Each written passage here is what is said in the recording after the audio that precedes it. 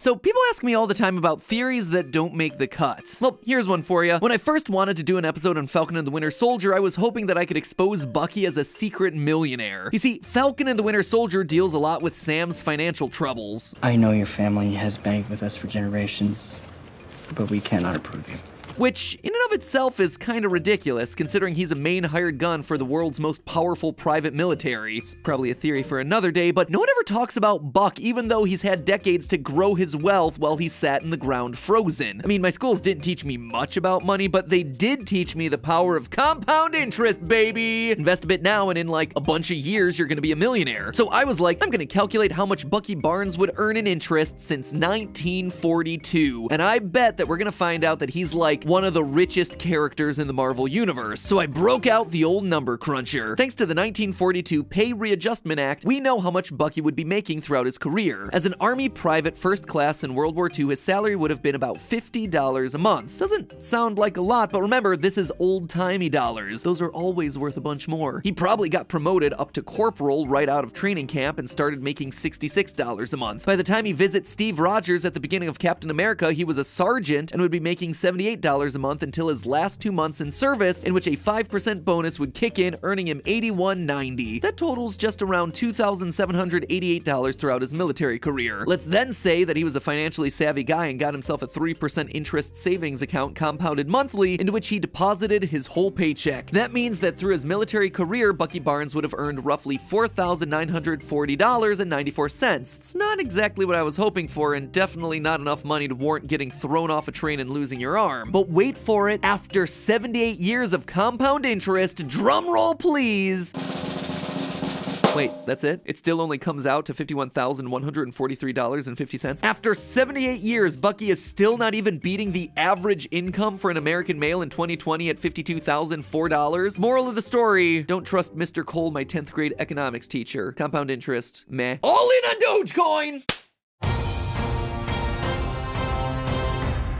Hello, Internet! Welcome to Film Theory, the show that tries to do better. Speaking of being better, if you want to be better at working from home, check out the interview we just did over on the Rocket Learn YouTube channel, our sponsor for today's episode. Steph and I went on their new series, Big Change, to share our experiences trying to work at home with your significant other for nearly a decade. Nowadays, I think most of us are going through something like that, so learn the importance of headphones, desks, and honest conversations with your roommates by checking out that episode. Link is down in the description below and at the end of the video. Now, if you ended up passing on the first season of Falcon and the Winter Soldier, first of all, you missed out on a piece of the MCU that could most definitely do better. The whole thing kind of feels rushed and chopped to pieces. It's fine, I guess, but it feels like the first real Marvel property to struggle with the balance between telling a compelling story while also being beholden to setting up the next 5 years worth of Marvel plots and merch bait. That said, while it certainly wasn't one of the most highly rated MCU projects, it does present lots of interesting ideas, even if it doesn't always do a good job of fleshing them out. Case in point, the iconic line to come out of the season 1 finale episode, "Be better," and what the heck that actually means, other than it just being great meme bait. Quick flashback to what leads up to this famous line in case you've been sleeping on the series or the last 3 MCU movies. Back in 2017, Thanos, that's the purple guy here, snapped half of the universe out of existence. Poof! 5 years later, the Avengers, specifically Hulk, undid the snap, bringing everyone right back to where they were when they disappeared. They didn't reverse time or anything, they just created some 3.5 billion people out of thin air. Now, back when I told the world that Thanos unfortunately was right, I talked about how a new abundance of resources and production would make life for the remaining population significantly easier. Well, this time around, we actually have the opposite situation. A world that had dealt with and moved past the 3.5 billion deaths, built to only serve some 3.5 billion people, suddenly having to serve double that amount. That's the primary cause of the events of Falcon and the Winter Soldier. Our sort of antagonist, Karli Morgenthau, has benefited tremendously from what's now referred to as the Blip, along with a bunch of other outcasts, refugees, and marginalized groups who fled their oppressive countries during the snap times. These people do not want to go back to how life was before the Blip, and their organization, the Flag Smashers, has the goal of keeping country borders down to allow displaced people to stay in their new lives. But Karli isn't exactly peaceful about it. In her final act, she attacks a meeting of the Global Repatriation Council, which is an organization aiming to return things to the way they were pre-snap. She's eventually stopped by Sam Wilson as the brand new Captain America and killed by the Power Broker. better. Cut and roll credits, right? Wrong. Sam, as an ethnic minority, sympathizes with their mission and lectures the Global Repatriation Council members about being better in a nearly 4-minute monologue. For 4 minutes, he speaks truth to power. Yeah, stick it to those government bigwigs, is what the swelling, impassioned music wants you to believe, but when you actually listen to Sam's words, they sound pretty, but they're ultimately hollow.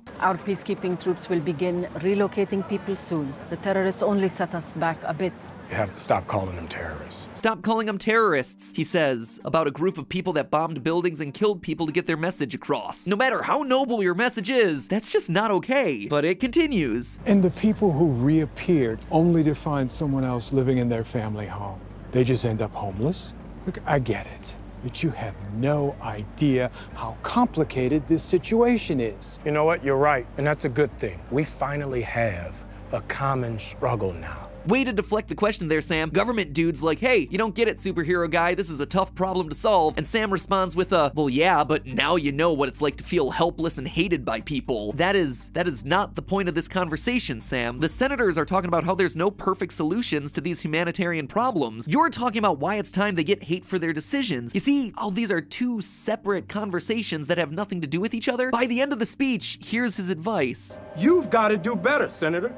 You've got to step up. Be better. Be better at what? Solving the complicated housing, food, and humanitarian issues of a planet that just doubled in population? Just feed everyone, find everyone a home, give everyone medical care, clean water, a job. And while we're at it, that better probably include fair working conditions and appropriate retirement, childcare, access to technology, literally everything a functioning society needs. Just provide all of that. Easy. But you have no idea how complicated this situation is. We finally have a common struggle now. No, you don't. Your job is punching aliens in the face. Just do better. Now, before I ruin this idea for everyone, which is, of course, where this is going because this is film theory, I want to acknowledge that for as hard of a time as I'm giving Sam here, and more importantly, not Sam himself, but the writers of this scene, his message does resonate with a lot of us at the end of the incredibly hard year that was 2020. In 2020, every single person watching this and writing, editing, or publishing this felt like our health, our communities, our families, jobs, financial security, and personal liberties were all put into jeopardy. No matter how many weird plot choices or confusing narrative elements Falcon and the Winter Soldier had, Sam's sentiment here is #relatable. Every person out there has wanted to say something like this to a local, national, or international leadership person. But that said, what exactly is he saying? It's one thing to speak pretty words, but it's another thing to actually solve the problem. He's literally asking this council to solve all humanitarian problems throughout the entire world with the stroke of a pen. Well, let's see if we can put into words what doing better would actually look like. This one's gonna be great, friends. One YouTube video to try and solve the world's limited supply of resources. I am sure that this is going to be achievable in every way. First, let's talk about the Global Repatriation Council. We're told by Carly that the GRC's primary interest is the people who got blipped out of existence for 5 years and not the people who actually lived through those 5 years. To start, this is a strange philosophy that goes completely counter to the legal system of almost every first world country. Everyone who was blipped away was essentially presumed dead by everyone left behind, and as such, the governments would start dealing with their estates as if they had died. While different countries and states have a range of laws, they all tend to follow the same general philosophy. You can't unspill a glass of milk. Think about it like this. After someone dies, there are plenty of assets that just go on to the next of kin. Things like cars and houses are obvious, but literally all your stuff goes to someone else. And while I love my parents, if something awful should happen to them, I'm not gonna be hanging on to every pair of my dad's underwear for the rest of my life. Also, my parents have a lot of the same stuff I have. Maybe their lawnmower is better than mine, but that just means that when I inherit their lawnmower, mine's going into a garage sale. Usually within a month of somebody dying or being declared dead, their former possessions get strewn across dozens of owners and their money starts being spent. As such, most laws are written such that it's not easy for someone who's disappeared to come back and reclaim their life. One state that does handle things better is Pennsylvania, where declaring somebody dead without clear evidence that they are actually dead requires the claimant to post a bond for the value of the dead person's assets. This way, if the person does show up, the state can either return the assets or at least give them a fair bit of money to help compensate them. But when half the population gets blipped out in front of everyone's eyes, it might be considered clear evidence of death. If not, I feel awful for the bonds industry of MCU Pennsylvania, which just went entirely bankrupt to pay for half the state's reappearance. Speaking of inheritance, I think there's some logic that we can all follow about how it's not really fair to give someone back a house after another person took care of it for the last 5 years. Houses are assets, but they're not like a bar of gold that just sits there gaining value. Houses need constant maintenance. Lawns need to be mowed, gutters need to be cleaned, roofs need retiling, all as a completely natural part of owning a home. If you rent an apartment, your landlord is probably handling most of those things, which is why you pay them probably more than you would be paying a bank for the mortgage on the same property. That means that if you aren't actively maintaining a house or actively paying rent on the house, someone else is laboring for you for free. You might be surprised to know that most countries have thought of this and actually have developed laws around what's called squatters' rights. Squatters' rights vary significantly from country to country and state to state, like any set of rules, but the general concept is that you can't kick someone out of their place of residence without warning, even if they aren't paying for it. Now, the GRC is clearly giving a lot of people in the world warning that they're about to be evicted from their homes, but also, most of these people are presumably paying for those homes.